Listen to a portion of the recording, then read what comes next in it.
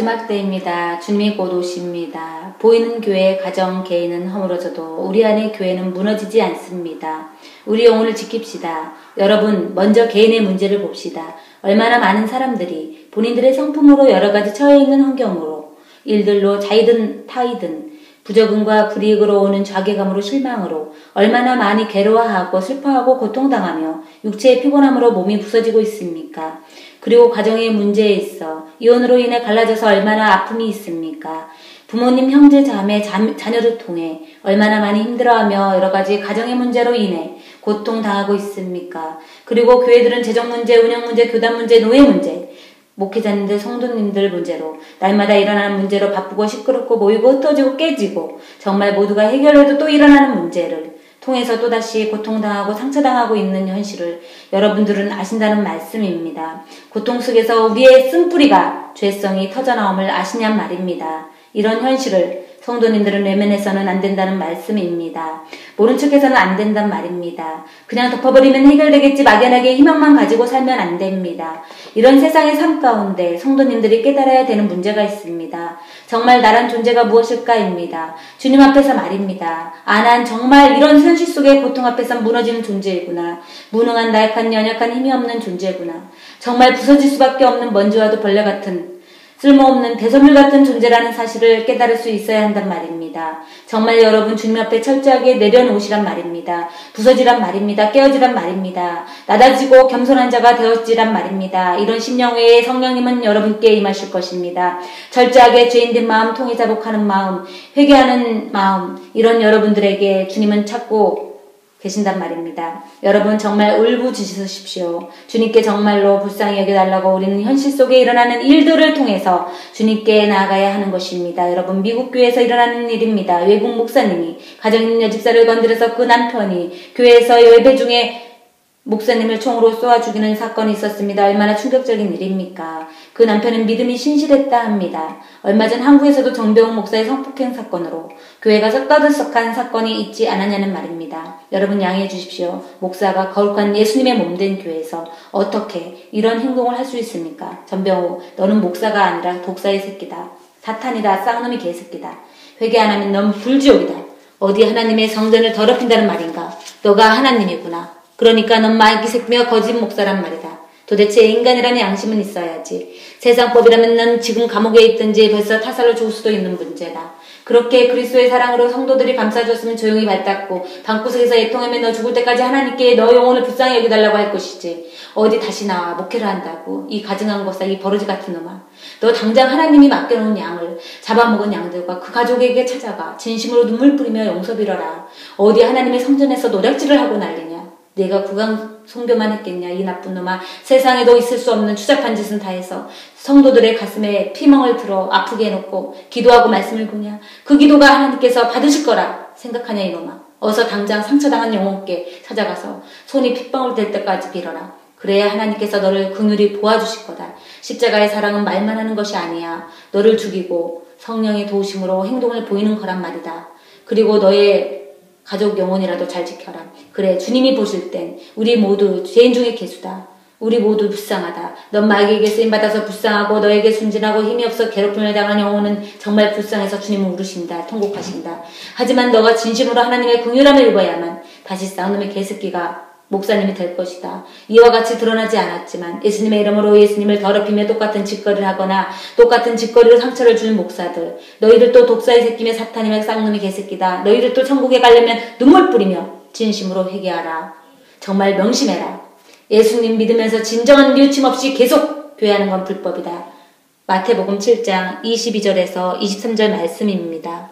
그날에 많은 사람들이 나더러 주여 주여 우리가 주의 이름으로 선지자 노릇하며 주의 이름으로 귀신을 쫓아내며 주의 이름으로 많은 권능을 행하지 아니하였나이까 하리니 그때 내가 그들에게 밝히 말하되 내가 너희를 도무지 알지 못하니 불법을 행하는 자들아 내게서 떠나가라 하리라 라고 말씀하십니다. 상처를 당한 여러분, 목회자의 한 사람으로 여러분께 진심으로 사과를 드립니다. 정말 장담합니다. 성도 여러분, 이런 것을 알면서 그냥 눈 감아주며 교회를 찾아가시는 성도님들 정말 죄송하지만 여러분, 거짓 목사가 여러분을 끌고 지옥길로 가고 있단 말입니다.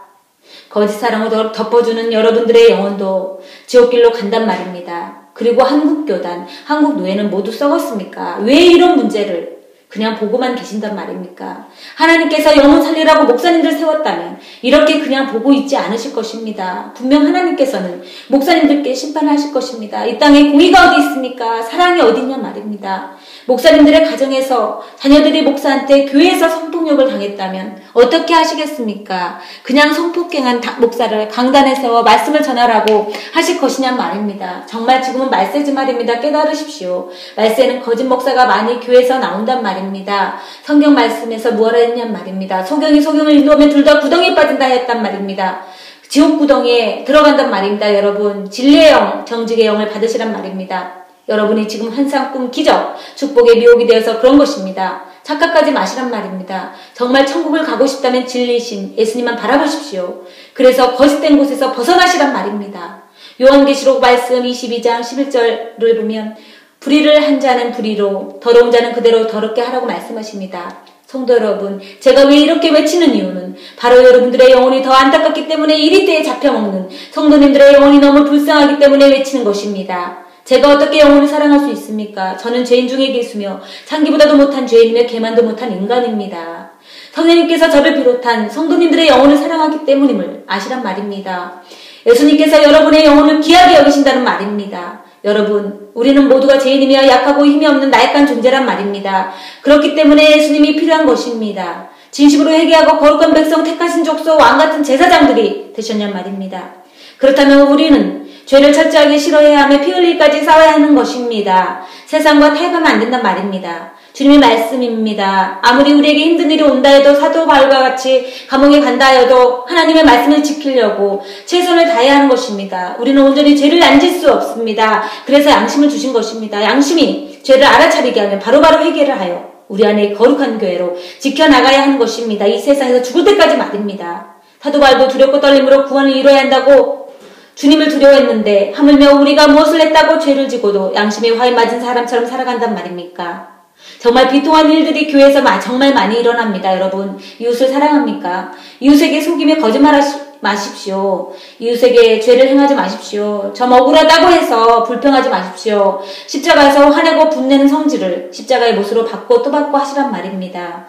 또 이웃이 예수님 안에서 잘못된 방향으로 나간다면 그건 잘못된 것이라고 가르쳐서 회개하게 하시고 바른 길로 오게 하여 예수님의 이름에 더 이상 욕먹이지 마시란 말입니다. 죄를 지적하여 회개하라는 것은 정죄가 아닙니다. 여러분, 정말 우리는 죄인이라고 진정으로 회개하지 않으면 모두 지옥입니다. 그렇기 때문에 우리는 성령 안에서 예수님 안에서 말씀 안에서 인내하며 거룩하게 살려고 최선을 다해야 하는 것이란 말입니다.